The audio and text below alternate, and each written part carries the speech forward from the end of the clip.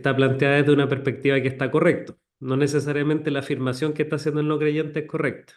Algunos no se dieron cuenta de eso y respondieron como si fuera efectivo eso. Nosotros no llevamos la condenación del pecado de Adán, si llevamos las consecuencias que trajo su pecado, que es la herencia de esta naturaleza pecaminosa o caída. Nosotros somos condenados por nuestro propio pecado, no por el de otro. Y alguien citaba por ahí Ezequiel un texto que habla efectivamente de eso, que no llevará al hijo el pecado de su padre. Y hablando de esta condenación, así como la salvación es personal, la condenación también es personal. Y lo otro, vamos a partir con lo negativo, esto es estratégico, de ahí vamos a ir a lo positivo. Em, Somos demasiado canutos en nuestro lenguaje. Yo les puse el supuesto de que era un no creyente y usaron muchas palabras teológicas, muchos conceptos que si no los definen, la persona va a quedar colgada. Y eso se da porque en realidad tenemos poco contacto de hablar con no creyentes acerca del Evangelio, acerca de nuestra fe. Tenemos pocas conversaciones así y estamos habituados a un lenguaje de iglesia. Entonces yo les animo también a tener estas situaciones como supuestas, o a evangelizar más abiertamente, a tener más contacto con no creyentes, porque ahí uno aprende también a simplificar los conceptos teológicos. Una buena práctica para eso, para hablar acerca de tratar de reducir contenido o verdades de la Biblia, algo pequeño es tratar de explicárselo eh, a niños más chiquititos y ahí uno se esfuerza en usar ilustraciones, se esfuerza como en querer explicarlo de la mejor manera, pero recuerden que la mayoría de los no creyentes, si no es que todos ahora, no la mayoría en general, ya van a venir desde un entorno completamente secularizado. Ya no estamos en una generación donde todos vienen desde raíces conceptuales iguales en que todos conocen qué es qué es el Evangelio, quién es Dios. El mundo ha ido cambiando, nuestra sociedad ha ido cambiando y ya no estamos en un mundo donde se comprenden bien los mismos conceptos, así que ojo con cómo comunicamos nuestra fe. Una vez estuve en la presentación de un libro sobre C.S. Lewis y yo le preguntaba al autor cuál era el mayor aporte de C.S. Lewis para el cristianismo contemporáneo. Y el autor, que era un historiador, que era experto en C.S. Lewis, decía que el mayor aporte de él era que tenía la capacidad de explicar la fe en el lenguaje del pueblo, en el lenguaje de las personas comunes y corrientes. Esa era una gran capacidad que tenía C.S. Lewis. Y es algo que nosotros también debemos buscar imitar. Estamos muy habituados, insisto, a hablar en canuto. Para los que se involucraron después, les estoy comentando el foro de la semana pasada, en que había buenas respuestas respecto a esta supuesta conversación con el no creyente, pero eran muy teológicas. Muchas palabras técnicas, muchas palabras de iglesia, y faltaba más simplificación de las cosas. Algunos lo lograron muy bien, sí. Pero en general fue una muy buena dinámica lo que lograron como producto ahí, hermanos, así que les felicito también. Bien, vamos a nuestro texto del día de hoy. Vamos a Romanos 6. Acompáñenme ahí con sus Biblias. Vamos a tener un momento de oración una vez encuentren el pasaje. Romanos capítulo 6. Me da un poco de pena lo que va a pasar hoy día porque hoy día voy a entregarles más o menos un producto acabado de algo que demora muchas horas, que no les puedo explicar el proceso mediante el cual llego a todas las conclusiones, porque este es uno de los capítulos más difíciles de Romanos y de toda la Biblia. Capítulos 6 y 7 de Romanos son dos textos muy difíciles en su argumentación. Aunque las conclusiones son simples, el texto es complicado. Entonces, lo que les voy a traspasar ahora van a ser, digamos, la digestión de hartas horas, de muchas horas. Me quitó el sueño este texto, ya lo había estudiado, pero es bastante difícil, aunque las conclusiones, como les digo, son bastante simples. Entonces, les voy a derivar a que puedan buscar, les puedo recomendar algún comentario si quieren ver de cómo se llega a ciertas conclusiones también, que yo se las voy a presentar ahora como un producto, como esto es lo que es o esto es lo que creo, también se los voy a presentar así. Pero esto fue un proceso bastante largo. Podemos decir que en cada uno de los versículos había como dos o tres alternativas de interpretación, solo para darles una idea de lo difícil que fue el pasaje. Oremos. Amado Señor, vamos de nuevo a tu palabra y necesitamos que tú nos la expliques, Padre, que tú abras nuestro entendimiento para poder comprenderla adecuadamente, en el sentido que tú quisiste entregarla primeramente a esta iglesia en Roma, pero también por extensión a nosotros que somos tu pueblo. Danos de tu sabiduría, la cual tú entregas abundantemente y sin reproches a quienes la buscan, Señor.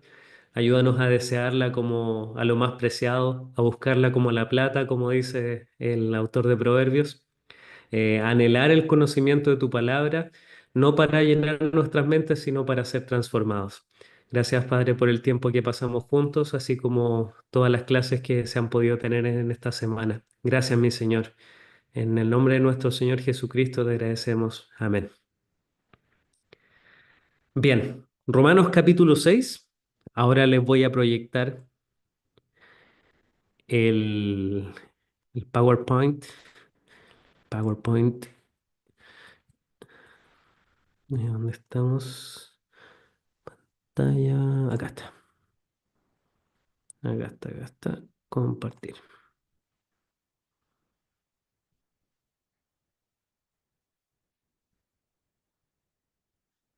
El video no está disponible. Ya, ¿se ve? ¿Sí? Ya. Agradecido, hermanos. Cualquier inconveniente, ustedes saben, como siempre, que que pueden interrumpirme.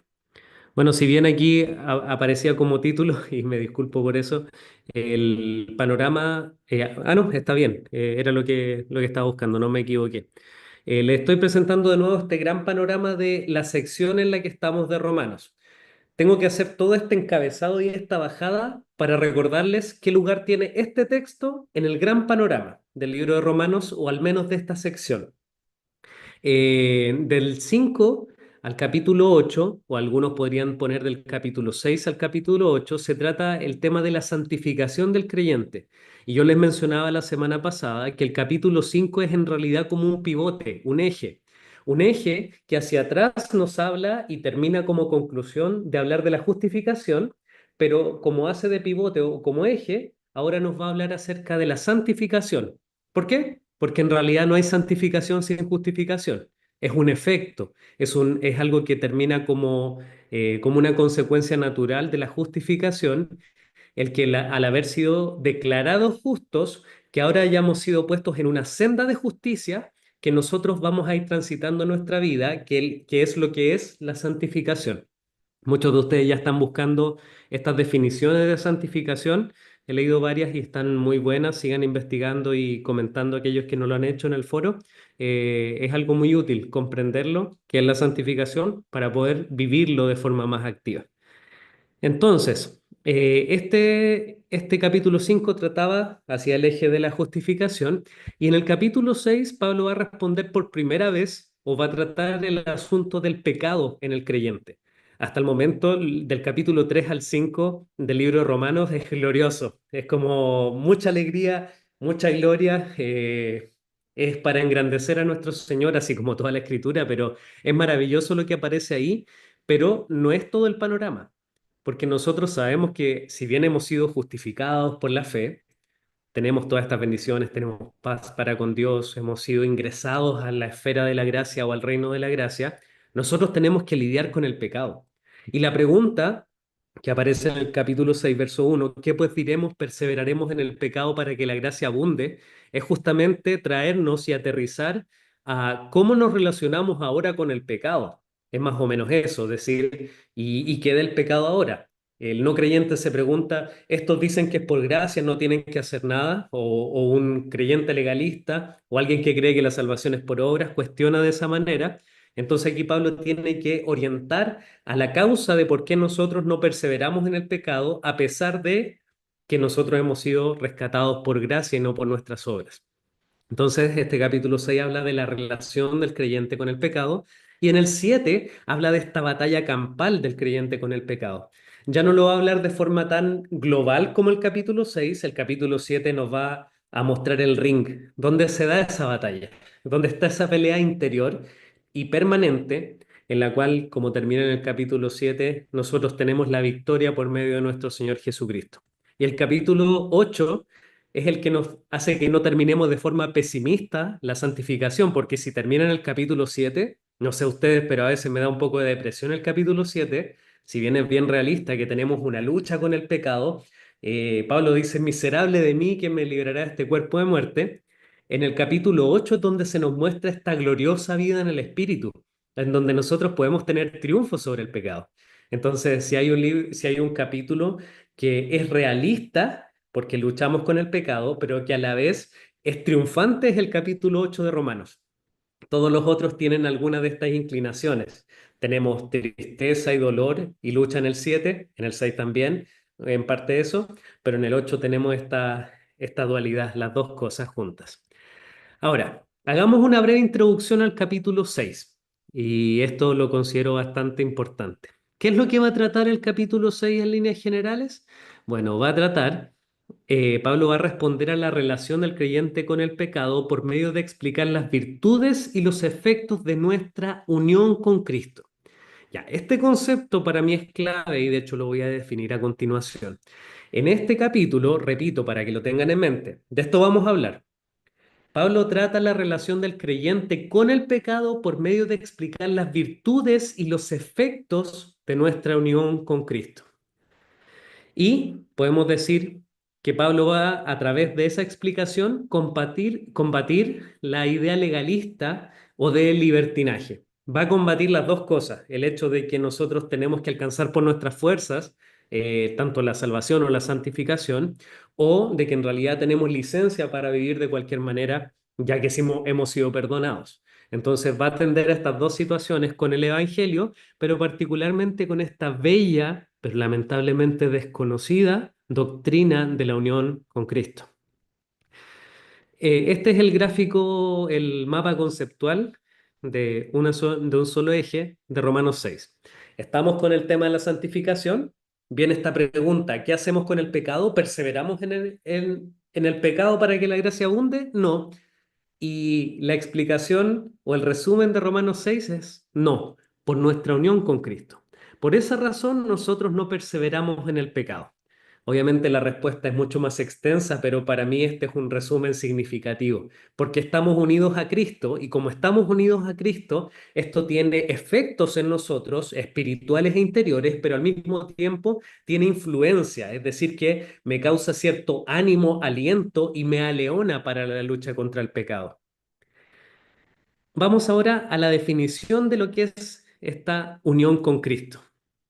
Si alguien quiere anotarla, le puede sacar un pantallazo. Esta es mi definición, seguramente hay definiciones mucho mejores. Bueno, las hay, las leí. Traté de resumirla con conceptos bastante simples. ¿Qué es la unión con Cristo? Algo que Pablo va a tratar ahora. La unión con Cristo es el vínculo de Cristo con su pueblo. Ojo, lo hablo de forma global, pero nosotros debemos entender que esta unión es individual también. Es colectiva, pero es individual, es personal. Es de Cristo con su pueblo, la cual recibimos por la fe. Es el vínculo que recibimos por la fe y sostenemos espiritualmente por el Espíritu Santo, por el cual somos beneficiarios de la obra de salvación completa en el pasado, a través del perdón o justificación, en la santificación presente y en la glorificación futura. Y esta unión con Cristo es la base de nuestra comunión con Dios. Es lo que nos une con Él. Y de hecho, nosotros desconocemos esta doctrina o la asumimos y pasamos por alto cerca de 150 veces en el Nuevo Testamento que aparece la frase o sus derivados en Cristo. ¿Se han dado cuenta de eso? De que cada vez que el Nuevo Testamento habla de algún tipo de beneficio, bendición, algún bien que podemos hacer, cada vez que habla de la santidad o algo que hemos recibido del Señor, dice que esto fue en Cristo. Bueno, esto no es simplemente hablando de forma distante, como de alguien en quien nosotros creímos y está a lo lejos y el cual nos infundió desde lejos muchos beneficios, que podría ser así. Pero los textos del Nuevo Testamento nos están explicando en líneas generales de que en realidad todos estos beneficios son recibidos porque estamos unidos a Cristo en su vida, muerte y resurrección, y ahora mismo en su glorificación, resurrección, junto con que esté glorificado y esté sentado en los lugares celestiales. Entonces, por ejemplo, si nosotros nos vamos a Romanos 6:6, hagamos una dinámica breve. Necesito que estén ágiles sí con sus Biblias porque si no vamos a tardar. Alguien que lea Romanos 6:6 y alguien Gálatas 2:20. Que abra el Gálatas micrófono de 6:6. inmediato O nomás. sea, Romanos 6:6. Gracias. Sabiendo esto que nuestro viejo hombre fue crucificado juntamente con él, para que el cuerpo del pecado sea destruido, a fin de que no sirvamos más al pecado. Gracias. Y alguien Gálatas 2:20, por favor. Con Cristo estoy juntamente crucificado, y ya no vivo yo, mas vive Cristo en mí. Y lo que ahora vivo en la carne, lo vivo en la fe del Hijo de Dios, el cual me amó y se entregó a sí mismo por mí. Ya. ¿Qué concluimos a través de estos textos o qué nos dicen estos textos? Que nosotros estuvimos crucificados juntamente con Cristo o en Cristo.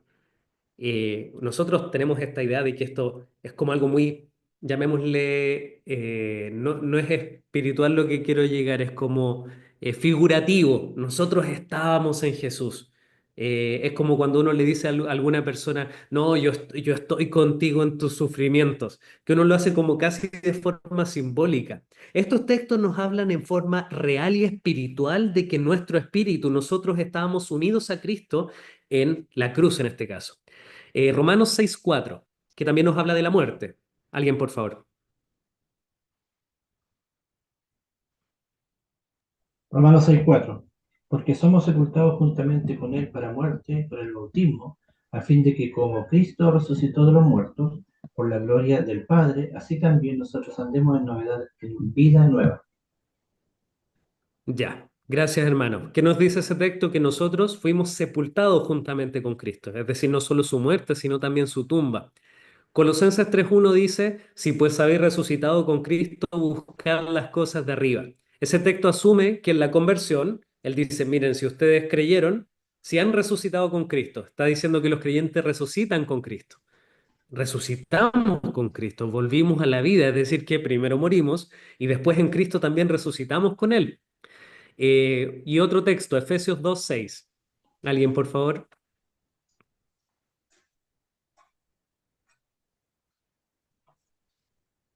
Efesios 2:6. Y juntamente con él nos resucitó y asimismo nos hizo sentar en los lugares celestiales con Cristo Jesús. Ya, entonces, Él nos hizo sentar y estamos en los lugares celestiales en Cristo Jesús, estamos en Él. En ese sentido, nosotros todavía no hemos sido glorificados, pero debido a que estamos unidos a Él, estamos sentados ya en los lugares celestiales. Ahora, una pequeña clarificación. Yo les pregunto, ¿en qué momento nosotros estuvimos en la crucifixión o estuvimos en su muerte? ¿Nosotros estuvimos o recibimos los beneficios de la cruz cuando Jesús murió en la cruz? Cuando nos arrepentimos y nos convertimos, Ya, ok. Esa es la respuesta más, llamémosle lógica a este asunto, porque si nosotros, por ejemplo, hubiésemos recibido aquellos que hemos sido, que fuimos escogidos desde antes de la fundación del mundo, para ser hijos del Señor y todas las veces que nos habla, si recibimos todos esos beneficios temporalmente en la cruz, nosotros hubiéramos nacido sin pecado, hubiéramos nacido justificados. Pero debido a que nosotros nacemos en pecado, nosotros nos unimos a todos estos beneficios salvíficos por la fe en nuestro Señor y por la fe nosotros se nos dice que fuimos sellados con el Espíritu Santo y una vez tenemos el Espíritu Santo, estamos unidos a Cristo espiritualmente. Entonces, una vez nos unimos a Él, que es otro beneficio de la fe, de la salvación por medio de la fe, entonces nosotros recibimos, casi podemos decir de forma retroactiva, podemos recibir los beneficios que fueron obtenidos en la cruz por nuestro Señor, en su sepultura, muerte, resurrección y también su glorificación junto con su resurrección. Entonces, a eso se refiere con que nosotros estamos en Cristo y recibimos sus beneficios. No que yo los recibí cuando Él murió en la cruz, temporalmente. Nosotros los recibimos cuando creemos por fe. Ahí es donde comenzamos a ser beneficiarios de todo esto. Ya, este es el concepto de la unión con Cristo y yo les recomiendo mucho el libro Unión con Cristo de A.N., no me acuerdo el nombre, es Albert, estoy casi seguro, Martin. Es casi un folletito, es un libro muy corto que habla de la unión con Cristo y yo el 2017 estuve en una conferencia donde el pastor Sugel Michelén predicó una enseñanza muy buena sobre la unión con Cristo. Entonces, si buscan unión con Cristo, Sugel Michelén también tiene una predicación muy buena. Me acuerdo del 2017 por los 500 años de la Reforma. Por eso está como referencia. Estuve ahí cuando lo predicó el hermano. Estuvo muy bueno. Estuvo basado en Efesios. Entonces, esos dos textos, esas dos fuentes de desarrollo de esta doctrina se las recomiendo.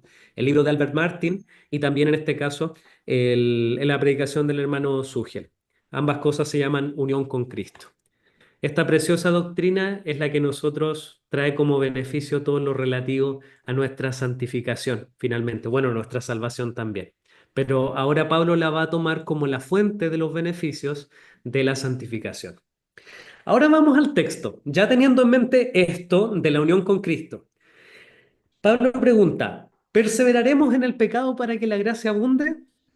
Y todos al unánime, en ninguna manera. ¿Cómo se les ocurre? No, pero Pablo, pero si la gracia, no, no, pero es que quizás si nosotros, ya, si Cristo nos... No, me gusta hacerlo así porque en ninguna manera es enfático en el idioma griego. No, y cuando uno lo lee no se nota tanto esto. Pero Pablo está diciendo por ningún motivo, ni se les ocurra, ni del cielo a la tierra, es posible que esto sea así. Los creyentes no perseveran en el pecado o no abusan de la gracia, no viven en esta gracia barata, en este abuso de decir que porque soy perdonado, yo vivo como quiero simplemente ya que Él me perdonó. Y yo abandono el esfuerzo de la mortificación del pecado y de la santificación. Ahora, esto en sí mismo es parte del acto pedagógico de Pablo. Pablo está enseñándoles a la iglesia y está respondiendo a posibles objeciones de lo que él ha enseñado del perdón y de la gracia, ya sea porque oyó que algunos judíos los estaban acusando de, oye, si ustedes desechan la ley, entonces son unos libertinos. U otros estaban acusándolos en este caso de que en realidad ellos recibían la salvación por gracia, pero ahora tenían que vivir de acuerdo a la ley y guardar cada uno de sus mandamientos de esto de forma legalista. Entonces, Pablo va a tratar de corregir y de establecer una visión equilibrada y adecuada respecto a por qué nosotros no perseveramos en el pecado. La respuesta es bastante simple en el versículo 2, como les decía, en ninguna manera. Pero la afirmación siguiente es la que es la clave del desarrollo de los siguientes versículos. Dice, porque los que hemos muerto al pecado, ¿cómo viviremos aún en él? Esta pequeña declaración está diciendo que nosotros hemos muerto al pecado. Y lo que va a hacer Pablo es explicarnos en los siguientes versículos qué es lo que significa que hemos muerto al pecado. Ahora lo va a explicar él mismo, porque uno tiene que preguntarse, ¿qué significa que hemos muerto al pecado? ¿Que no pecamos más? Lo empírico o la práctica nos dice que en realidad no es así. No es que nosotros ya no pecamos más. Eh, ¿Alguien está comentando que se escucha como cortado? ¿Es a todos? ¿O es solamente la hermana que lo mencionó?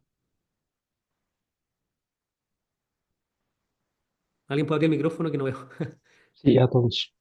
De Eh, repente, como que pero se entiende, o sea, no se pierde el hilo. ya, Por acá no, todo bien. ok, deme un segundito. Voy a... No sé si estoy Yo con la también madre. escuchaba mal, pero como voy viajando pensé que era yo. Ya, espero, voy a tratar de hablar lento para que haga el buffer Zoom y, y logre cargar todo el audio para que no se pierda nada. Ya, porque estoy con la red más estable de mi Wi-Fi, así que no tengo mucho más que hacer. En todo caso va a quedar grabado en YouTube y queda grabado en YouTube desde esta cuenta, cualquier cosa si es que queda algún bache. Entonces, en los siguientes versículos, Pablo va a responder a este asunto de por qué o qué significa que hemos muerto al pecado. Ahora, yo les quiero hacer una pregunta, y es una pregunta para que abran su micrófono y me respondan. ¿Qué creen ustedes? Que cuando Pablo va a comenzar a explicar de que nosotros en realidad no perseveramos en el pecado porque la gracia abunde, él estará diciendo que esto es una declaración de lucha, es decir, para darles un ejemplo, no, porque nosotros somos cristianos, el Señor murió por nosotros, entonces nosotros no podemos vivir en el pecado. Y es como alentarnos, si se dan cuenta, tiene un componente que es anímico, que es de convencimiento, que podríamos decir que es emocional, que es de impartir fuerza, impartir ánimo. ¿Será esto a lo que se refiere Pablo cuando dice que no podemos perseverar en el pecado? ¿A un aliento o un ánimo? ¿O es una declaración teológica, es decir, un hecho de algo de facto? Pablo dice, no, no es posible, hay una imposibilidad ya que morimos a él. Y va a explicar cómo se da esta dinámica espiritualmente. ¿Qué creen ustedes? ¿Cuál de estas dos refleja la intención de Pablo en lo que ustedes creen en general? Porque esto es algo que aparece en todas las cartas de Pablo. Si se fijan, Pablo hace declaraciones respecto a por qué no vivimos en el pecado o por qué luchamos con él. ¿Creen que esto es algo anímico, es algo de alentarnos o es algo teológico? Que es, por ejemplo, nosotros no perseveramos en el pecado. El creyente no vive en el pecado, como dice Primera de Juan. ¿Qué creen ustedes? ¿Es la uno? ¿Es la 2? ¿O son las dos? Yo me atrevería a decir que es una declaración teológica. ¿Ya? Sí, porque, claro, podemos pecar esporádicamente, pero nuestra nueva naturaleza no nos va a hacer mantenernos en ese pecado. Vamos a, vamos a ponerle un corte cuando nosotros entendemos que estamos pecando y tenemos que arrepentirnos y dejamos de pecar, Ya, pienso ok. yo. Entonces, sí, se entiende súper bien lo que menciona, hermano. Entonces, usted Ya, declara o está convencido de que es una declaración teológica, es un hecho de facto. Esto es sí. así. El Ujú, creyente no puede perseverar en el pecado por su nueva naturaleza, es lo que usted afirmaba. ¿Alguien sí. más concluye otra Ah, cosa o lo mismo? yo, eh, Adelante, hermano. yo creo que podría decirse que igual es ambas. Claro, es un hecho de que toda una declaración teológica, ya que vemos en la escritura de que la justificación es una vez y la naturaleza no puede volver de vida a muerte.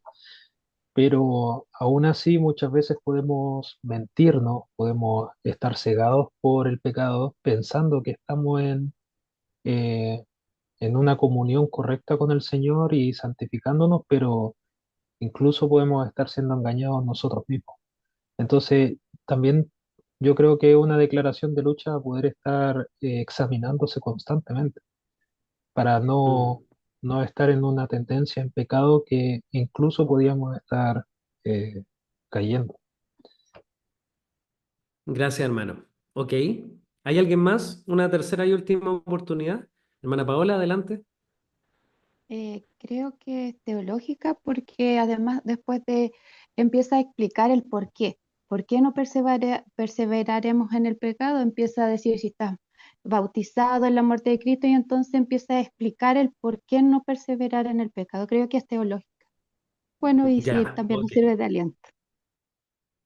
Ya, creo que ese último comentario, obviamente con lo que había expuesto el hermano Esteban también, encierran el todo de todo esto, de que en realidad la mayoría de las veces, si no es que todas, no es solo que Dios cause cosas internamente en nosotros o haya hecho cosas, sino que esas cosas que Él ha hecho producen cambios en nosotros mismos y también nos dan aliento y causan efectos que son también anímicos y espirituales y sentimentales también. El Señor nos ha cambiado no solo nuestro estado legal, nuestro estatus legal delante de Dios, de castigado a perdonado, de condenado a justificado, sino que también ha cambiado nuestro corazón. Y no en vano también esa era una promesa del nuevo pacto, en que el Señor también iba a retornar todos los afectos y todo el ser de Él hacia Dios. Entonces la respuesta que concluyo de Romanos capítulo 6 y en general del Nuevo Testamento es que son las dos cosas.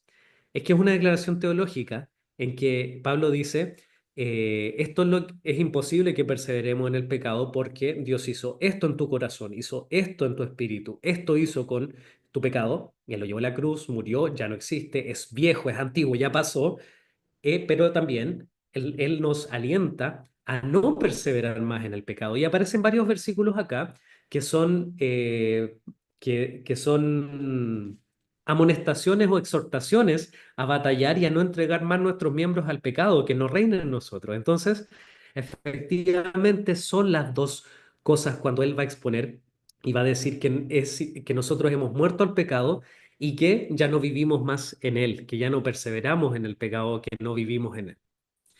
Vamos con el siguiente pasaje, con los versículos del 3 al 5.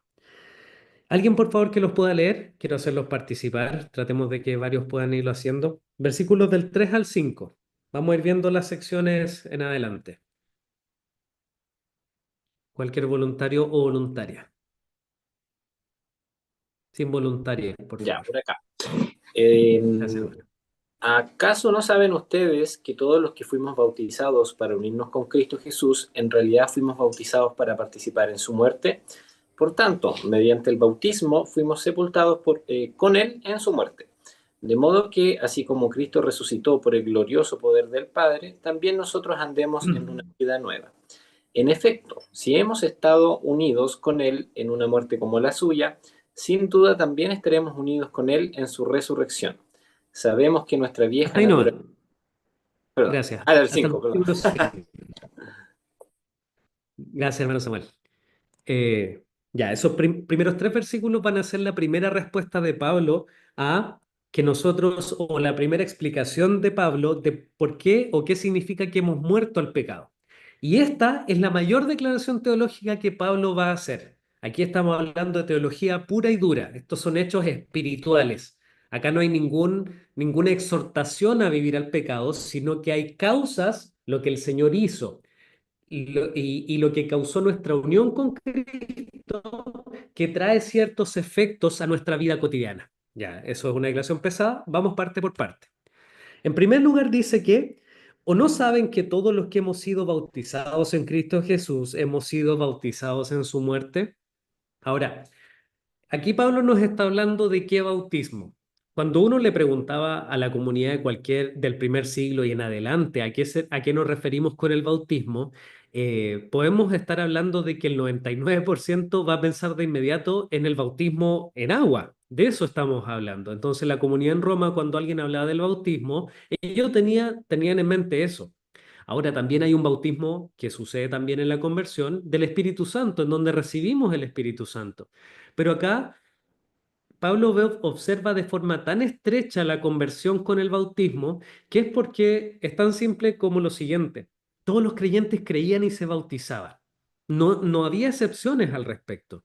Y el hecho de que los creyentes se bautizaran tenía un peso tan grande para la primera iglesia y para las primeras iglesias de los primeros siglos porque eso significaba casi un anuncio de que yo estoy dispuesto a entregarme hasta morir, porque era un anuncio público de que yo era creyente, yo me estoy identificando con Cristo.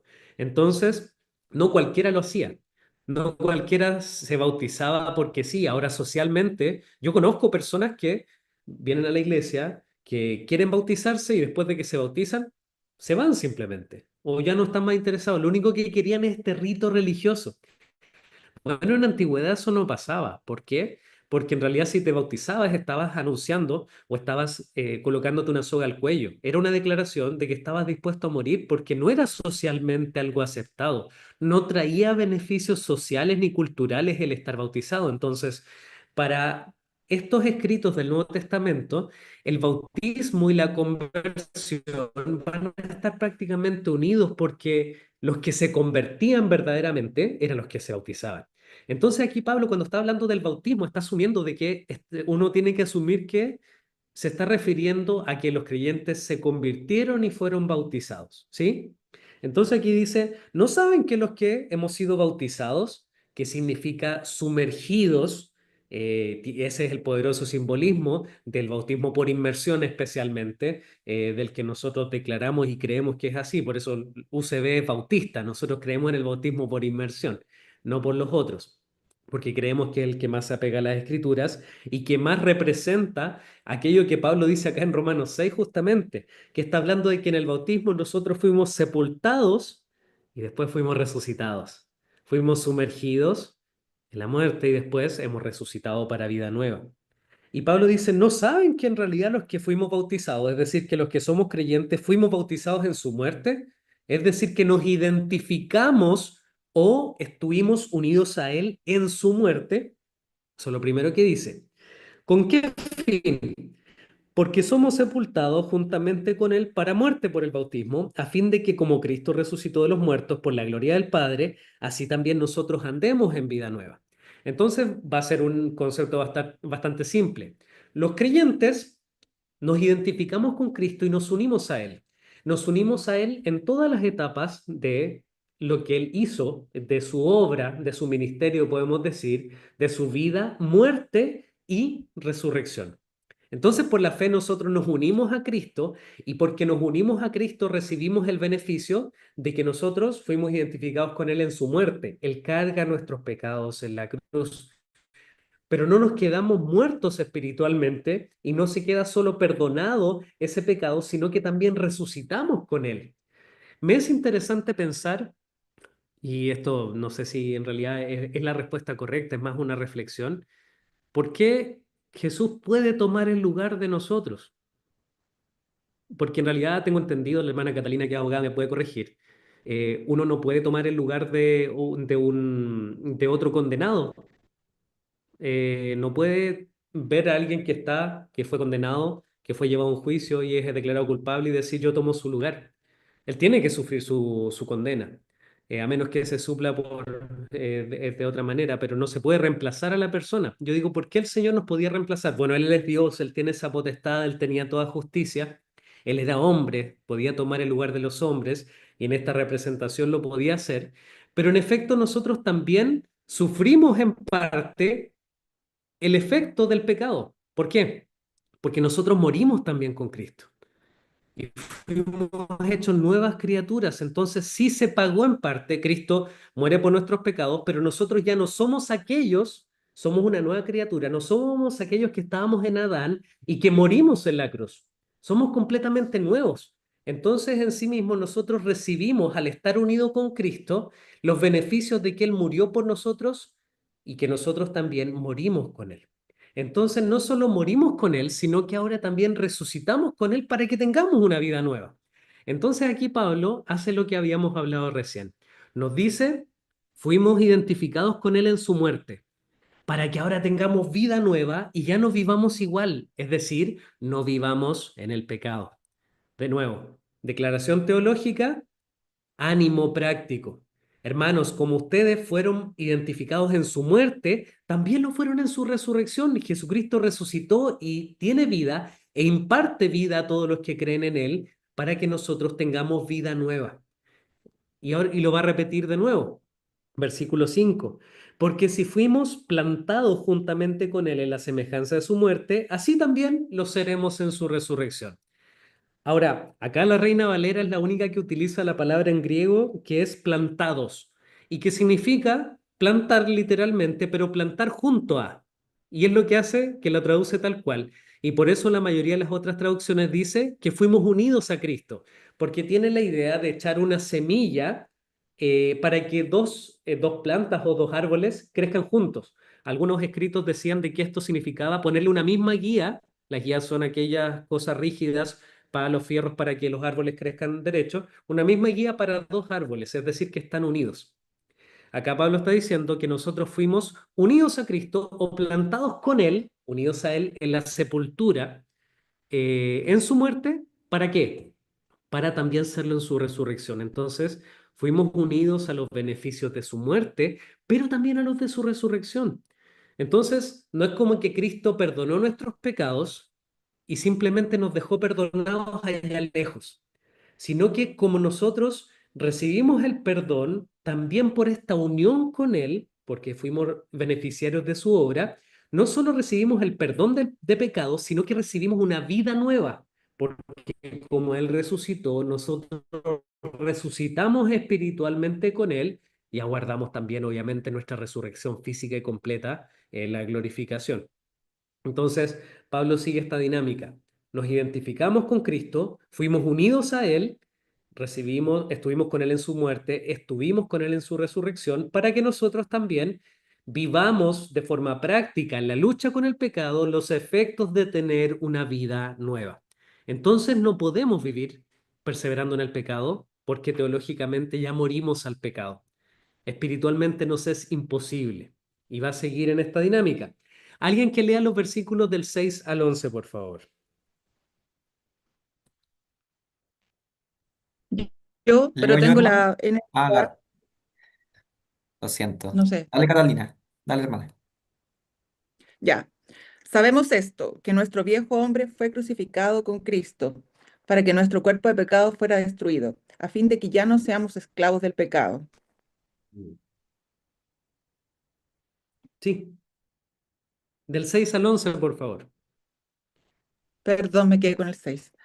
Eh, Porque el que ha muerto ha sido libertado del pecado. Y si hemos muerto con Cristo, creemos que también viviremos con Él, sabiendo que Cristo, habiendo resucitado de entre los muertos, no volverá a morir. La muerte ya no tiene dominio sobre Él. Porque en cuanto a que Él murió, murió al pecado de una vez para siempre. Pero en cuanto Él vive, vive para Dios. Así también ustedes, considérense muertos para el pecado, pero vivos para Dios en Cristo Jesús. Muchas gracias, hermana. Pablo parte esta segunda parte de su argumentación de que estamos muertos al pecado y por tanto no perseveramos en él, con la afirmación, de nuevo teológica, nuestro viejo hombre fue crucificado juntamente con él. Ahora esta es una declaración súper potente. ¿Por qué? Les explico. Porque nos trae la pregunta, ¿nosotros tenemos un viejo hombre o no? Y este texto es súper difícil en ese sentido porque yo recuerdo mucho en la unión de jóvenes cuando era joven y muy joven, eh, que cuando hablábamos de por qué el creyente peca o por qué a veces cedemos al pecado, había una chica, bueno, que en realidad no era creyente, eso se evidenció posteriormente, eh, o con más claridad en realidad, que decía, no, es que nuestro viejo hombre. Y siempre era su excusa, que el viejo hombre salía y como que tomaba posesión de ella. Y algunos tienen esta idea de que nosotros tenemos este angelito bueno y este angelito malo. Y que pelean entre sí como Tom y Jerry. No sé si se acuerdan que había un Jerry chiquitito bueno y un Jerry chiquitito malo, que está peleando todo el tiempo. Y como que es una batalla equitativa, como que está hablando de dos posesiones. Pero fíjense en el lenguaje que se utiliza. ¿Les parece extraño de que se hable acerca del viejo hombre como algo presente? ¿No está diciendo acaso que es el antiguo, lo que era yo antes de la cruz, y ahora habla de uno nuevo que se desencadenó? La pregunta, y creo que es difícil, no es una simple respuesta, es, ¿están los dos presentes ahora? ¿El viejo y el nuevo? ¿Es posible que algo sea viejo y nuevo a la vez? Ahora aquí no estoy diciendo que no haya presencia de pecado en nosotros, eso es otro tema, pero a veces se habla con total naturalidad de que nosotros peleamos contra el viejo hombre. Cuando los textos bíblicos hablan de que nosotros tenemos que despojarnos del viejo hombre y sus concupiscencias, pero no necesariamente está diciendo de que ese viejo hombre está presente, sino que habla con un lenguaje casi como de ropajes, como que estuviera encima nuestro, como que fuera la ropa sucia que dejó encima de nosotros y que todavía nos influye y que todavía está de alguna forma infundiéndose en nuestro ser y es como que hiede, como que lanza pecado de sí misma. Les voy a dejar esa pregunta. Yo creo particularmente que nuestro viejo hombre efectivamente ya no está presente, que lo que nos hace pecar, en realidad no nos hace pecar, lo que nos influye al pecado es la carne, es el pecado nuestra carne y es la infusión de este viejo hombre que está muerto, que yo ando trayendo colgado encima, que está desarmado, que no tiene poder, pero que todavía lo ando trayendo porque no ha sido glorificado aún. Es decir, que yo siento encima su influencia, Porque antes yo pensaba de cierta manera y esos pensamientos generan estructuras cerebrales, de sinapsis, generan formas de pensamiento. Por darles un ejemplo, una de las cosas que hace que se estudia, no recuerdo si es neurociencia, es que, por ejemplo, la pornografía cambia nuestras estructuras cerebrales.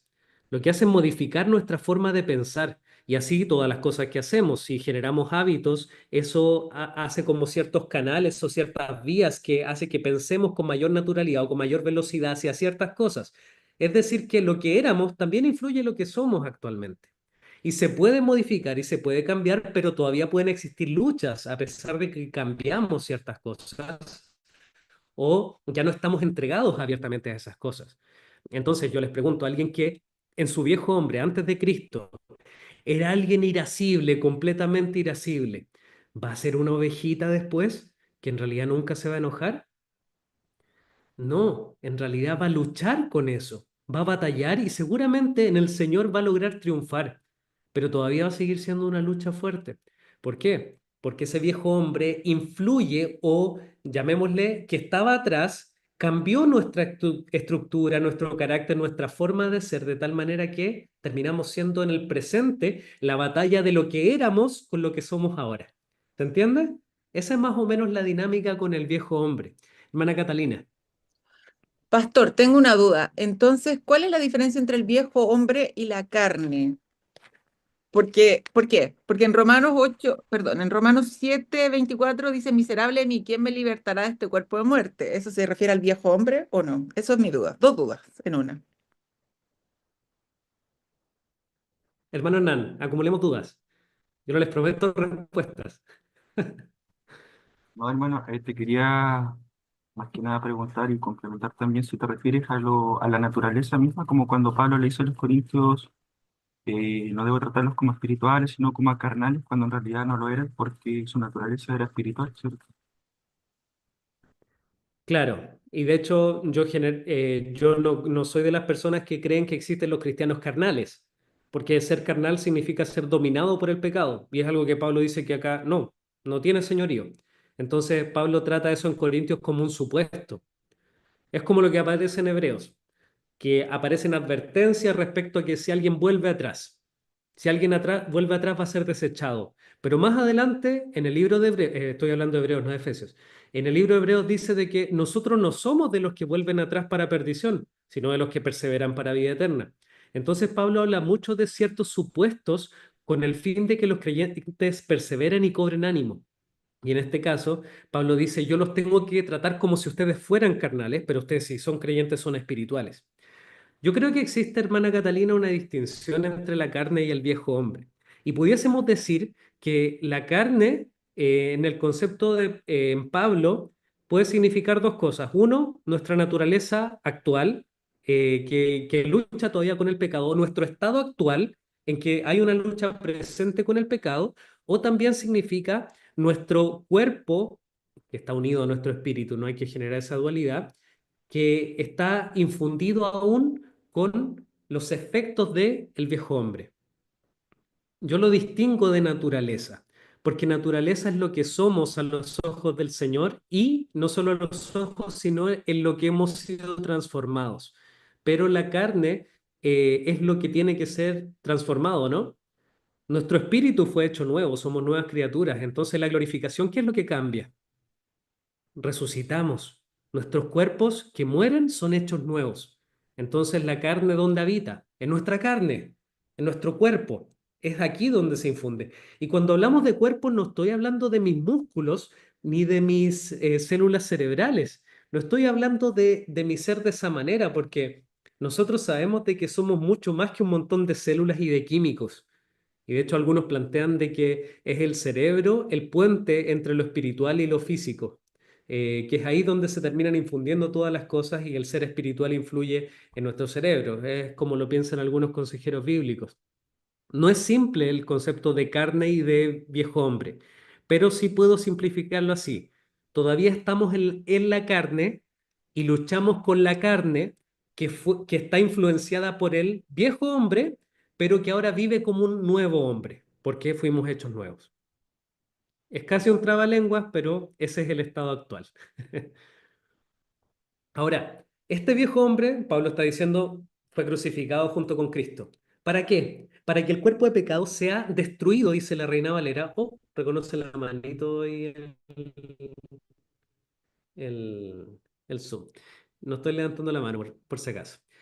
Para que el cuerpo de pecado fuera destruido, dice nuestra Reina Valera, pero el texto significa, o esa palabra en griego significa más desarmado, de que ya no tiene poder, ya no tiene la posibilidad de generar influencia, o perdón, ya no tiene la posibilidad de tener dominio. No significa que está muerto, muerto, como algo inmóvil y que no tiene, no hace nada, sino que está desarmado.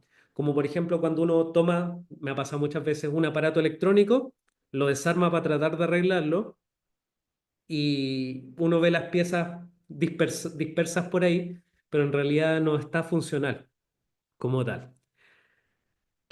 Y va a ser esta afirmación, de nuevo, en el versículo 9 saltándonos un poco, sabiendo que Cristo, habiendo resucitado de los muertos, ya no muere, la muerte ya no se enseñorea más de él, y el efecto es, así también ustedes considérense muertos al pecado, pero vivos para con Dios en Cristo Jesús, Señor nuestro. Entonces, de nuevo, Dios hizo esto en ustedes espiritualmente, nuestro viejo hombre fue crucificado para que el pecado ya no tenga dominio sobre ustedes. Y ya que Cristo murió una vez, para la gloria del Señor, él ya no muere porque resucitó y ya no tiene señorío sobre la muerte. Con ustedes es exactamente lo mismo, dice Pablo. Como ustedes murieron y resucitaron con Cristo, ahora nosotros vivimos para Dios en Cristo Jesús, Señor nuestro. Por eso Pablo termina con esta exhortación, esta sección, y dice en el verso 11, considérense, tengan en mente lo que ustedes son. Ustedes ahora son nuevas criaturas, ahora ustedes están vivos para Dios, ustedes viven para Dios, ya no para ustedes mismos. ¿Se va entendiendo el flujo del texto? Es repetitivo de parte de Pablo, pero está haciendo estas declaraciones para dejarnos bastante claros los fundamentos de nuestra transformación interna. Hay personas que piensan de que la salvación o muchas de las obras que se nos mandan a hacer en la Biblia son por imitación o ejemplo. Como que Dios dijera, miren, yo sí los perdoné sus pecados en la cruz, pero ahora en su santificación miren cómo caminó Jesús e imítenlo. Y como que es lo único que hiciera Dios para transformarnos, mostrarnos un modelo para seguir. Pero la razón por la que somos transformados no es solo porque tenemos al gran modelo de nuestro Señor Jesucristo, a quien buscamos imitar y en quien somos transformados, sino también porque espiritualmente el Señor hizo una operación, hizo algo quirúrgico en nuestro espíritu y nos transformó, cambió nuestras inclinaciones, nos hizo nuevas criaturas, cambió nuestra mente, nuestro corazón. Por eso somos tan distintos a como éramos sin Cristo.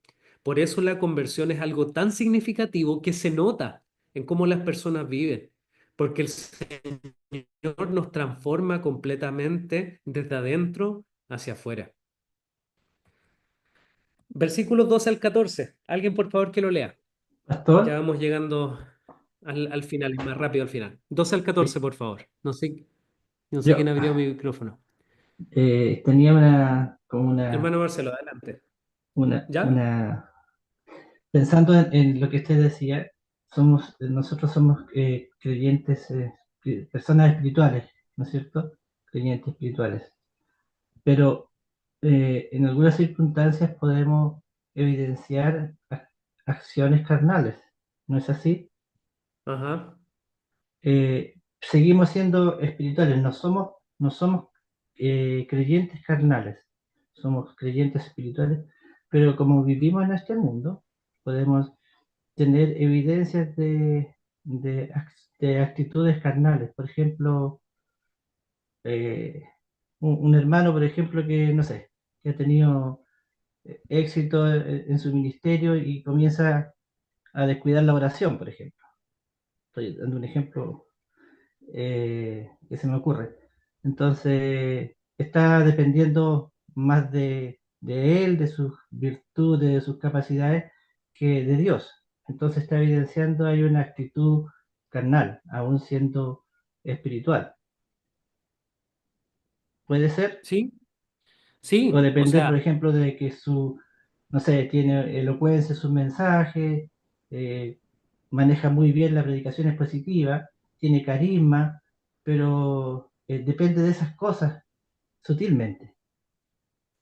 Es que nosotros pudiésemos decir, hermano, de que en realidad es posible manifestar el pecado y que éste reine parcialmente en nosotros, que tenga cierto dominio parcial por un tiempo determinado, pero no sin lucha. Y creo que ahí está la distinción, que Mm. cuando el creyente es nueva criatura, es transformado, como el pecado ya no tiene dominio, el pecado puede tener influencia y puede en realidad tratar de tomarse el edificio, pero en realidad siempre va a haber una batalla de un poder superior, que es el poder del espíritu, que va a ir amonestando a esta persona y que la va a molestar y que la va a molestar y uno puede hacer caso omiso y contristar al Espíritu Santo y puede estar en una batalla constante, pero eso no es duradero en el tiempo.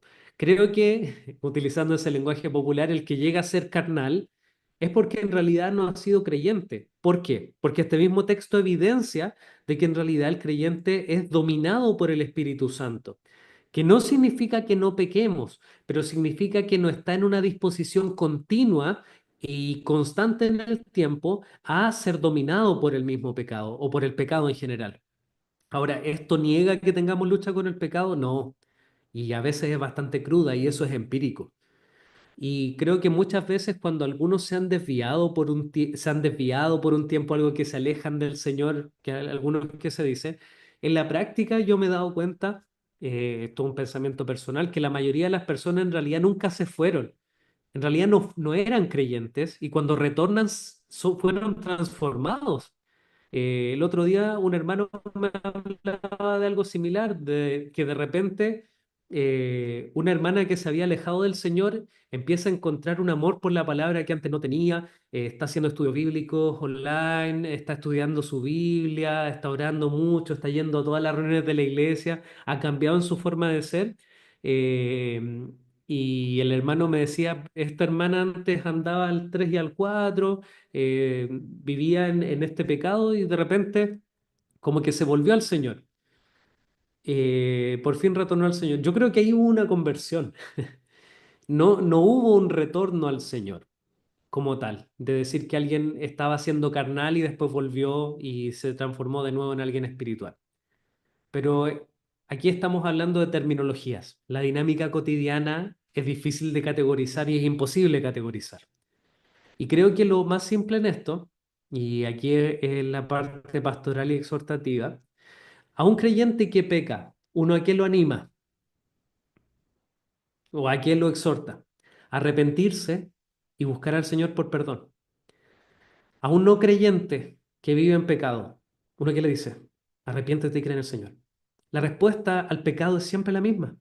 Entonces, yo no soy de las personas que animan a que se convenzan las personas de su salvación. Creo que el Nuevo Testamento nos enseña de que nosotros debemos convencer a las personas de que son salvos. De hecho, el Nuevo Testamento nos exhorta constantemente a examinar nuestra fe, si es que estamos en el Señor. Y si nos damos cuenta que no estamos en el Señor, que corramos al Señor, porque Él es amplio en misericordia para perdonar y que nos recibe como a hijos. Entonces, la respuesta siempre es la misma, es el Evangelio.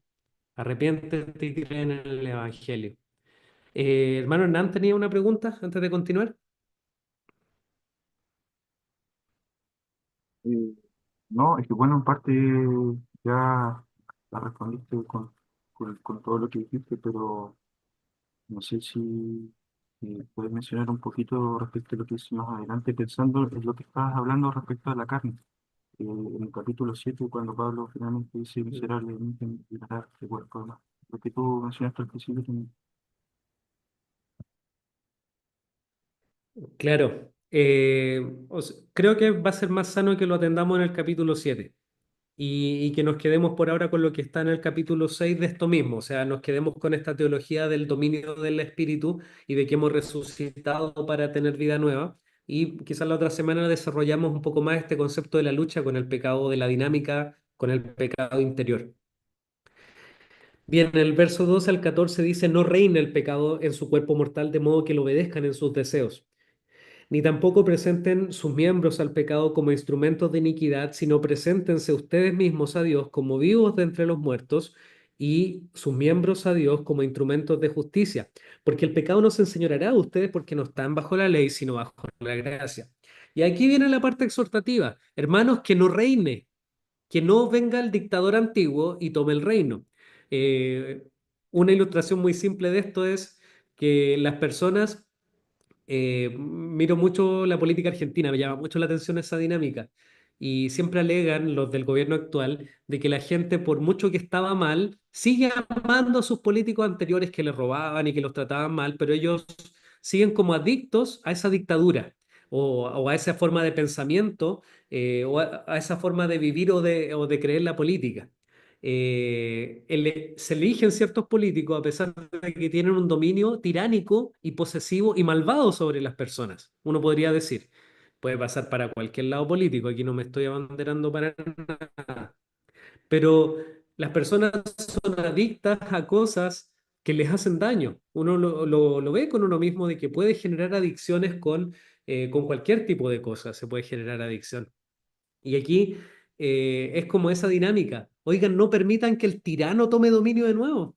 O como que les influya. ¿Viste todo el daño que te hizo? Que no reine, que no venga y tome posesión de nuevo, que no se atreva a intentar tomar dominio, que no se presente a las elecciones. Miren, no presenten sus cuerpos, no den lugar al diablo, como dice el apóstol Pedro. No permitan que él tome sus cuerpos como instrumentos de pecado, no se ofrezcan.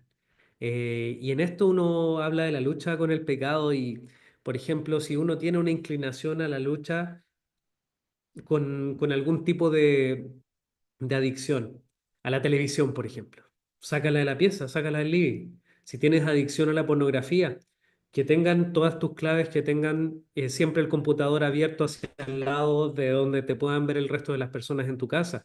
Tienes adicción a ciertas cosas, no tengan, elimina el internet, no lo sé. Eh, Puede haber múltiples formas, bloquea ciertos sitios, si eres adicto a las apuestas, bloquea los sitios de apuestas y que te monitoreen, rinde cuentas.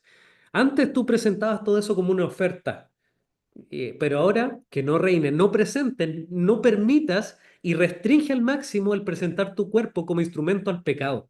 Antes tú lo hacías gratuitamente, ahora no. Tú tienes que luchar con eso.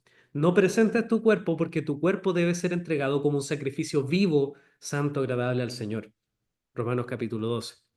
Y de nuevo, versículo 14, porque el pecado no se enseñoreará de nosotros, porque no estamos bajo la ley, sino bajo la gracia. Suena raro este versículo aquí, pero ¿saben por qué?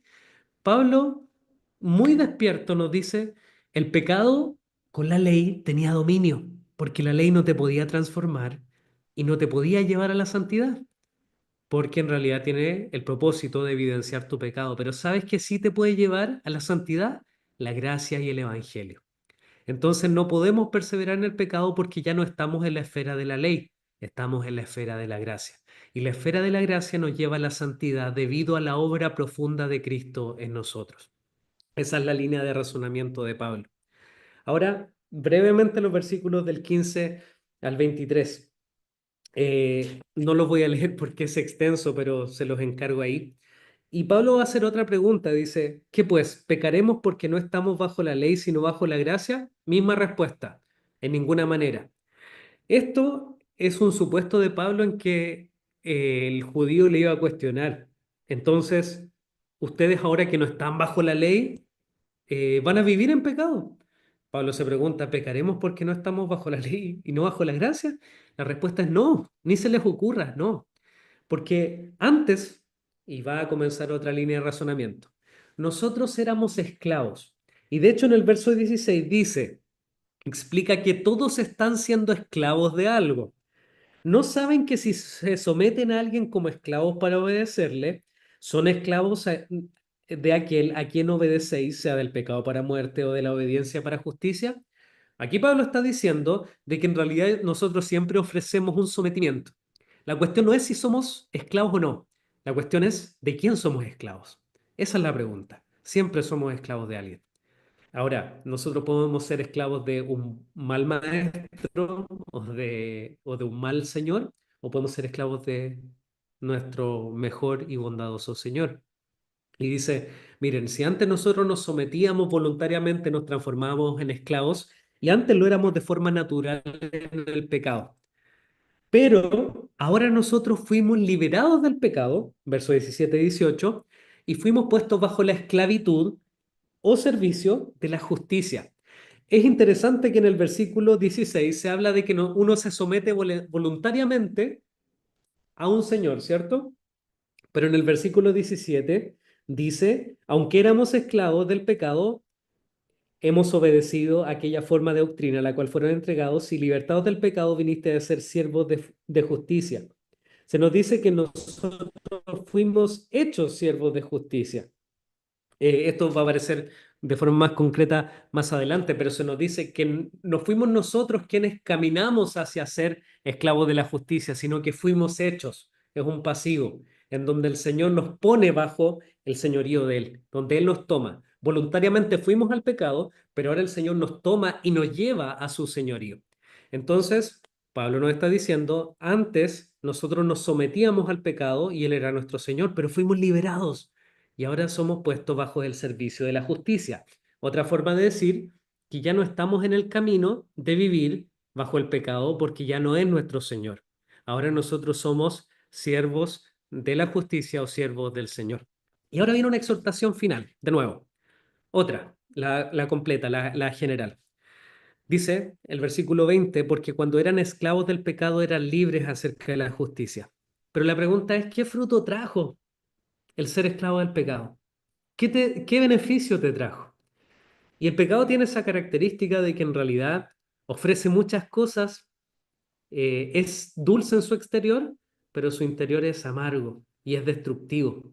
Creo que se lo había mencionado alguna vez, me acuerdo de estos chicles de broma que habían cuando yo era chico, que por fuera eran ricos, pero en el centro tenían un sabor ácido que era terrible. Cuando uno llegaba hasta ese punto era desagradable tenerlos en la boca. Así es el pecado. Se muestra como algo que te va a dar muchas cosas, pero causa destrucción. Y Pablo hace que nosotros reflexionemos en ese, miren, ¿qué fruto teníamos del pecado? ¿Qué bien te hizo? ¿Qué causó en ti esa adicción? ¿Qué causó en ti esa mentira? ¿Qué causó en ti y en los demás? ¿Qué efectos trajo el pecado? Ahora que ya viste esto, Pablo dice, porque el fin de ellas es muerte.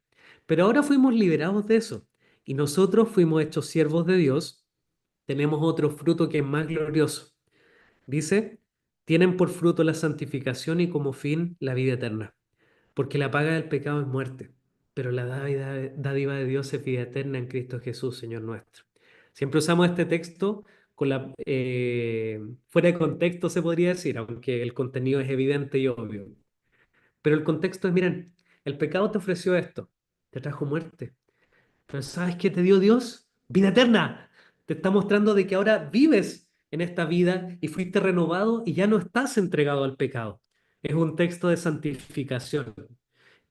Habla acerca de que ahora nosotros vivimos y vivimos para el Señor y eso trae como fruto también la vida eterna porque es parte de todo el paquete, es parte del beneficio de la salvación. Bien, hasta aquí llega el texto. Hermano, está de más decir de que si nos pasamos de la 9 usted se puede retirar si tiene necesidad, pero si no, le animamos a quedarse hasta donde lleguemos. ¿Hay alguna pregunta en general del texto? Como le dije, es un texto complicado, pero si se fijan es repetitivo, es como cíclico, esa espiral en sus conceptos. Se notó esto de Pablo que les dije al principio de que nos dice la declaración teológica, esto hizo Dios en ustedes, pero ahora luchen con el pecado, ya no vivan para el pecado, ya no fueron entregados a esa forma de vida. ¿Hay alguna pregunta, hermanos? Sea del texto o sea aplicativa, podemos reflexionar en cualquiera de esas dos cosas.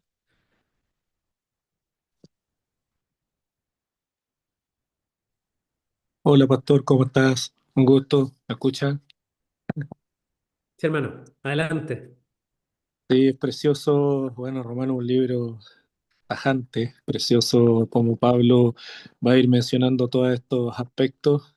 Muchos dicen que es una lectura dura para tragar, pero hay mucha riqueza en cada palabra, cada texto.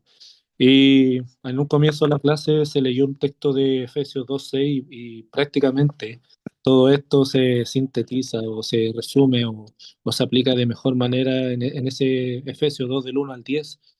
Realmente yo cuando comprendí, estudié ese párrafo del 1 al 10, comprendí Romanos más intensamente en cada detalle.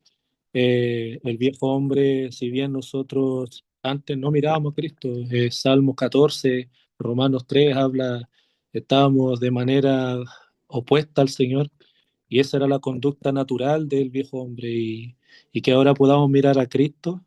La otra vez, la semana, veía un video, no sé si fue un video o una imagen que decía, no se trata de la lucha del pecado, si bien hay que luchar con el pecado, pero se trata de amar tanto a Dios que nos lleva a repudiar el pecado, y por eso luchamos contra él, porque amamos tanto a Dios. Entonces hay que buscar esa presencia del Señor en nuestras vidas constantemente, ese amor, ese fervor por su palabra, como el testimonio de la hermana que contabas que volvió.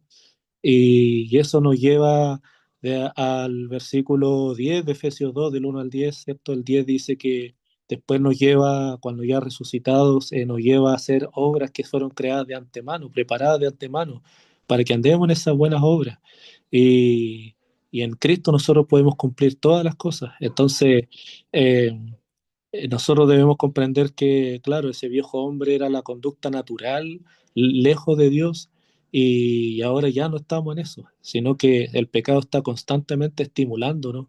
Y yo siempre a los jóvenes un día les enseñé, les decía, Satanás es como este promotor de supermercado, que te mete un producto chiquitito para después hacerte adicto.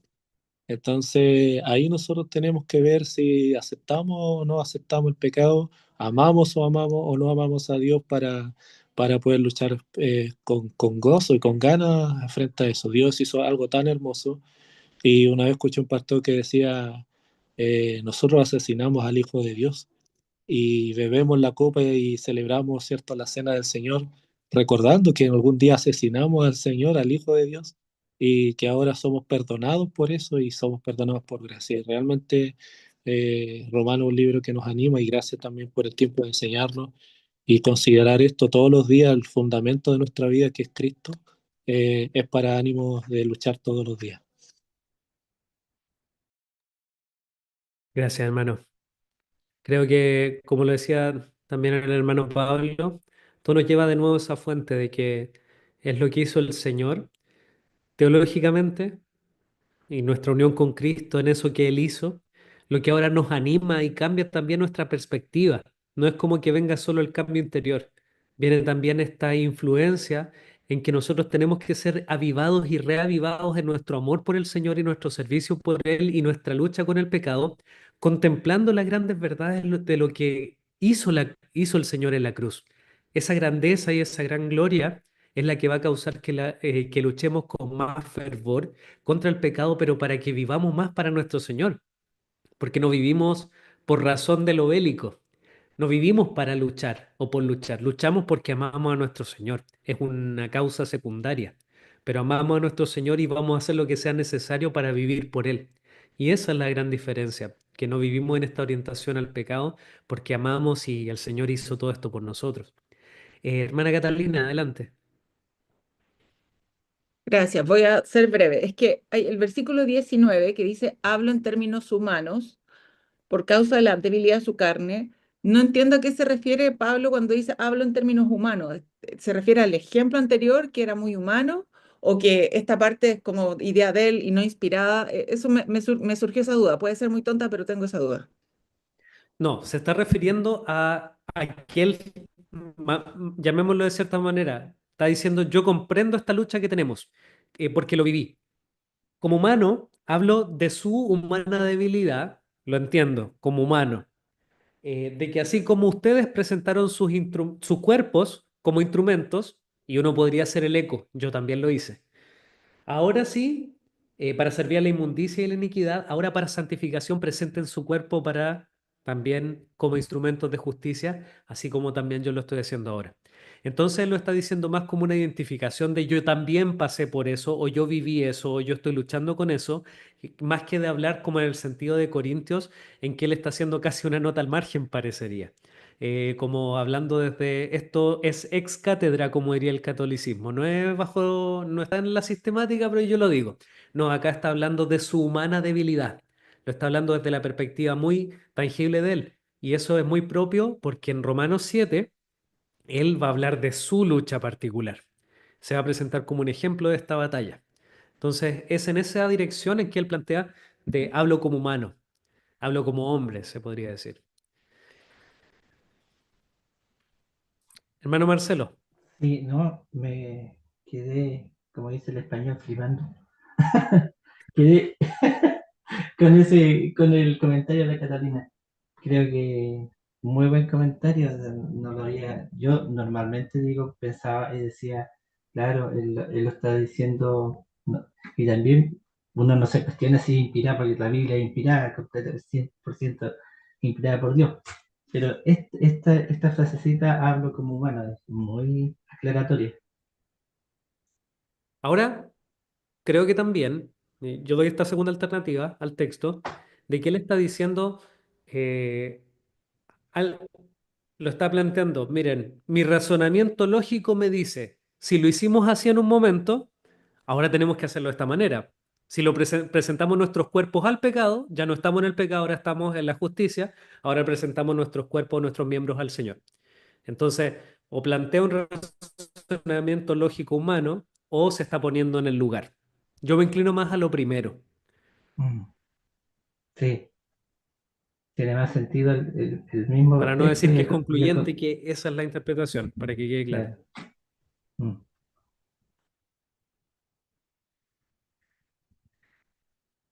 ¿Bien ahí alguna otra pregunta?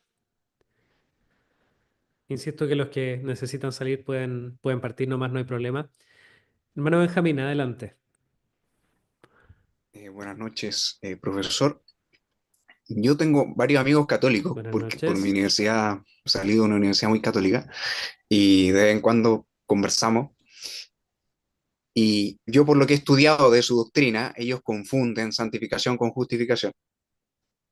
Ellos, Mm. la doctrina de la justificación que ellos tienen es tú llegas a tal nivel de santidad y eso devela que de alguna manera lograste, alcanzaste la justificación.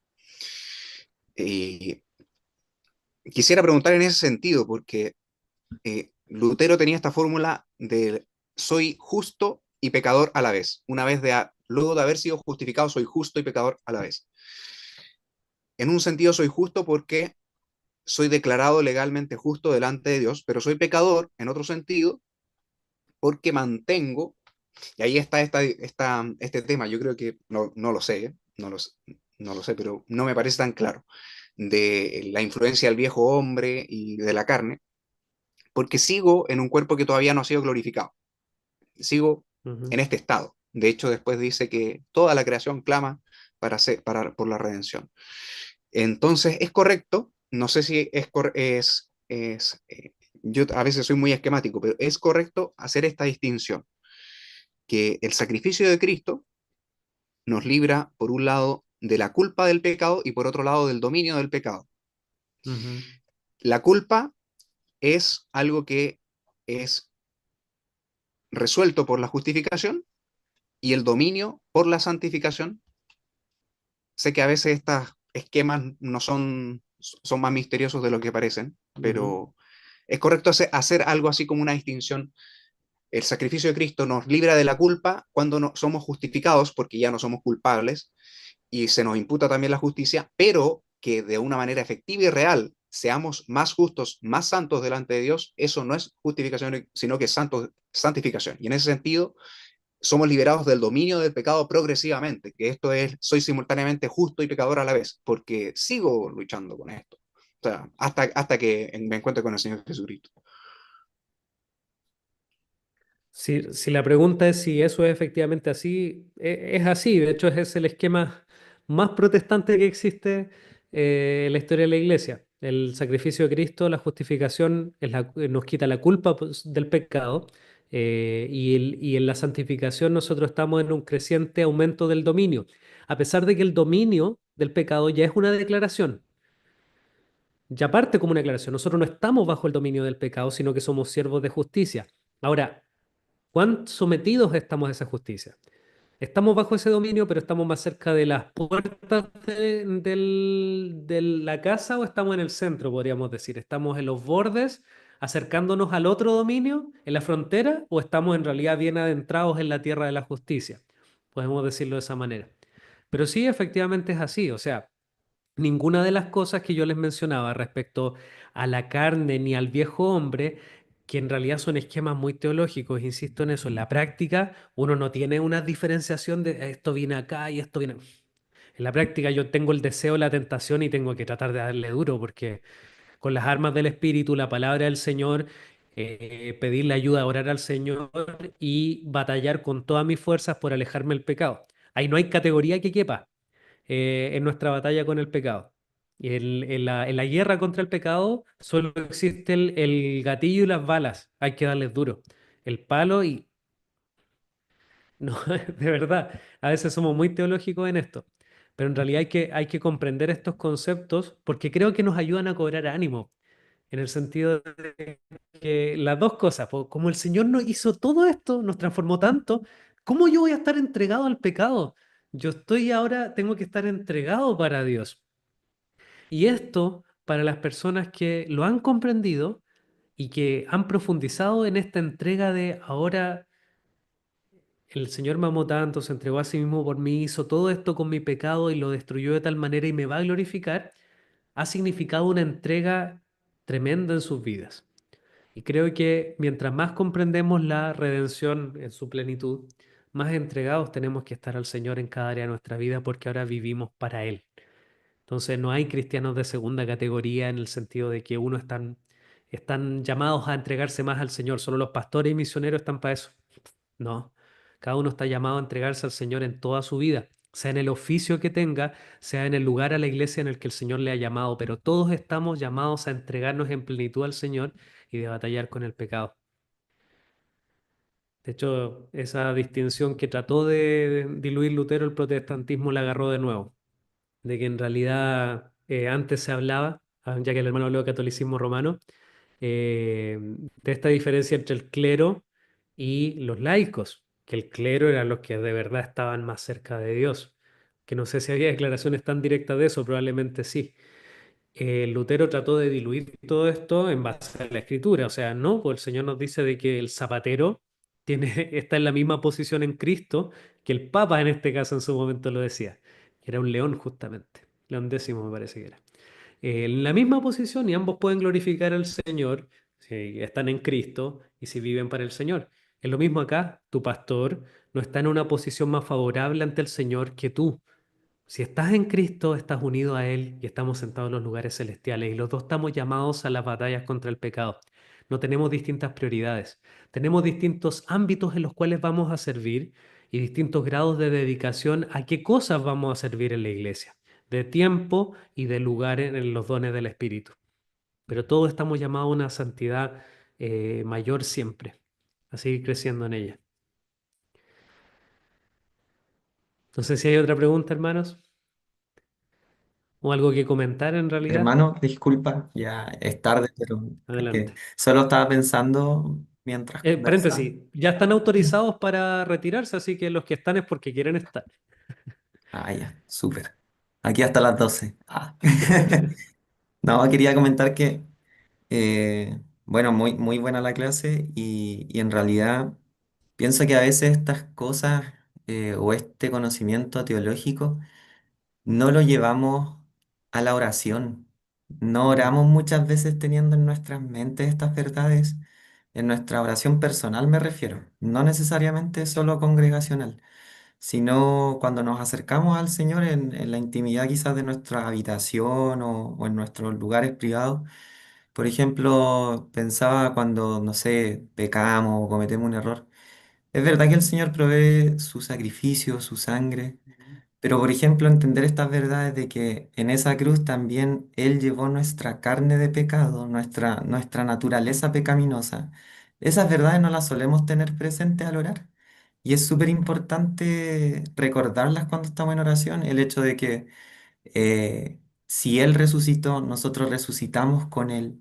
Entonces, pienso que a veces hay mucho, no hemos dilucidado ni comprendido la magnitud de la obra de la cruz y por lo mismo nos focalizamos solo en un aspecto de ella y dejamos de lado otro aspecto que tiene que ver con la crucifixión de nuestra carne y con la resurrección de la vida que obtuvimos en Cristo y no logramos, como que solo pedimos perdón por nuestros pecados, muchas veces nos arrepentimos, pero no abrazamos estas verdades en oración. Y pienso que, no sé, a veces quizás si lo hiciéramos, eh, experimentaríamos por parte del Señor una realidad de esto en nuestras vidas.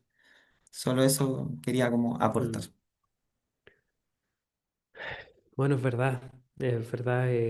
Creo que mantenemos muy marcada esa línea de esto es para estudio bíblico y esto es para vida cristiana, tratando de simplificar lo que mencionabas y todo va estrechamente unido. Si se fijan, cuando Pablo escribe, escribe desde el corazón. O sea, no escribe solo con su intelecto al máximo, como desvinculado de su corazón. Como está escribiendo de repente y dice, y gloria a nuestro Padre que nos rescató, y se le escapan esas doxologías de repente, y me parece magnífico porque es más o menos lo que tú mencionas, de que no desvincula el conocimiento de Dios y su obra de su oración, de su alabanza. No, nunca son cosas que están separadas y creo que para experimentar mucho mejor la vida cristiana efectivamente son cosas que hay que recordar en oración y que hay que recordar en nuestra batalla con el pecado. Eh, que tiene que venir a la mente el Señor, sigue transformándome, santifícame. Señor, transfórmame. No permitas que me entregue, que el pecado reine sobre mí. Todas estas cosas hay que orarlas también. Concuerdo, hermano. Gracias. Hermana Paola. Pastor, en relación a, bueno, cuando se habla de, a ver, de los hermanos que se van, se Mm, mencionó, y normalmente de eso decimos nuestros hermanos se fueron y los vemos y después sabemos que están abiertamente pecando. Y uno trata de, y los sigue llamando hermanos por muchos años. O sea, bueno, en nuestra situación uno los ve, y, hermano, ¿cuándo vas a volver al Señor? No, y ya. Entonces, nosotros, uno como iglesia, un poquito como que piensa, ya, pues, pero están en pecado, ¿son o no son del Señor? Muchos dicen, no, pero el Señor los va a traer y después vuelven a la iglesia y uno vuelve a ver esas mismas vidas, pareciera sin el fruto del arrepentimiento.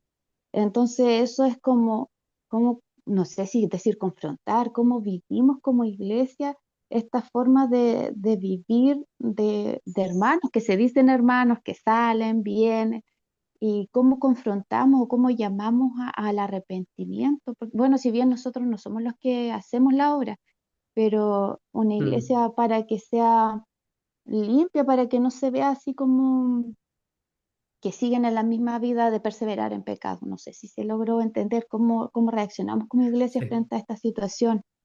Eso. Entiendo, hermana, es bien práctica la situación. Creo que no es simple cómo tratar ese asunto. Ha sido una amonestación en mi iglesia local el que entra alguien en la iglesia y hay hermanos que los llaman hermanos porque entraron a la iglesia y los conocen. Y yo trato de ser súper cuidadoso de quién llamo hermano porque estoy llamándole hijo de Dios. Lo puedo estar engañando, puedo estar llamando, espero que se entienda bien, a un hijo de Satanás, un hijo del diablo, es un hijo de Dios. No me siento cómodo en eso. Entonces soy súper cuidadoso en lo personal. Ahora, también entiendo los hermanos a veces casi una muletilla. Entre los flaites y los canutos somos todos hermanos. Más parte de una cultura que de una comprensión. Creo en particular de que si la iglesia tiene en alto la santidad del Señor, siempre hay que amonestar contra el pecado. Y creo que efectivamente si hay alguien que se dice creyente y no vive como creyente y vive abiertamente hacia el pecado, la Biblia dice de que hay que amonestarlo, confrontarlo. Y llega un punto en que si la persona persevera y se sigue llamando hermano, dice que ni se juntan y no coman con él, o sea, no lo admitan. de alguien que se llama a sí mismo hermano, pero que vive entregado al pecado. No alguien de que es pecador abiertamente y que no es creyente. Lo dice del que se dice hijo de Dios y vive de esa manera. Lo dice del que se proclama cristiano y vive de otra manera. Creo que no es simple, uno puede confrontar personalmente, creo que puede animar a la iglesia, al liderazgo, a tener mucho cuidado con la membresía de la iglesia, con la disciplina de la iglesia, pensando en que si un miembro de la iglesia en realidad está viviendo de cierta manera, uno no puede descuidar la santidad del cuerpo de Cristo. O sea, debe amonestar en lo personal si se persevera en el pecado, hay que llevar dos o tres testigos, si se persevera en el pecado, hay que decirlo a toda la congregación, hay que tenerle por gentil y publicano. Entonces, hay procesos bíblicos de amonestación que se pueden llevar a cabo como iglesia. Ahora, en lo personal, yo creo que la confrontación y la amonestación en amor siempre es algo que hay que hacer. Me ha tocado decirle, oye, a personas, tú te dices creyente, pero estás viviendo de esta manera. Yo porque tengo temor de tu destino te estoy diciendo esto, no porque te odio. Y hay que clarificar a veces eso, porque nuestra cultura es muy victimista. Tiene esta idea de que uno está odiando a la persona porque no está de acuerdo con ella o con su forma de vivir. Y no es así, en realidad uno debe aclarar y decir de que confronta porque ama, porque le preocupa el destino de las personas, de aquellos que engañados están yendo a los brazos del infierno. Y hay muchas personas así. Y la iglesia no puede ser los hermanos no pueden ser quienes estén engañando también y sumándose a eso. Entonces yo le animaría a tener cuidado de quién llama hermano y ya si en las posibilidades que tenga, amonestar y clarificar eso, de cómo vive el creyente y de cómo batalla con el pecado. Bien, hermanos, vamos a llegar hasta acá. El Señor les anime a continuar bien con el curso, pero especialmente a vivir esta salvación tan grande que el Señor nos ha regalado y esta transformación tan maravillosa que ha hecho en nosotros, porque somos nuevas criaturas. El Señor nos ha hecho nuevos, nos ha resucitado con Cristo. No vivamos igual, no podemos. Oremos brevemente. Gracias, mi Señor, por la obra de Jesús, porque hemos sido unidos a Él, ya no estamos lejos, no estamos separados de Él, sino que tú nos has acercado hacia ti, Señor, por medio de Jesús, y hemos sido participantes de su muerte, sepultura y resurrección. Y ahora, así como Él está sentado a la diestra del Padre, nosotros ahora también tenemos vida nueva y aguardamos el poder estar también en su presencia permanentemente, aunque estamos unidos a Él. Permítenos vivir esa preciosa realidad de que hemos sido resucitados con Cristo y que tenemos vida nueva en nuestra lucha constante con el pecado, pero también en el disfrutar de esa preciosa comunión contigo, porque no es virtual, no es algo que no sea real, sino que es algo presente. Tú estás con nosotros, tú estás conmigo, Señor, estamos en Cristo. Que eso sea personal para nosotros y que podamos comprender esa estrecha comunión en la cual tú nos has, con mucho privilegio nos has dejado. Gracias, Padre, por la cruz, por la resurrección y porque podemos ser llamados hijos de Dios. En Cristo Jesús te agradecemos todo esto. Amén.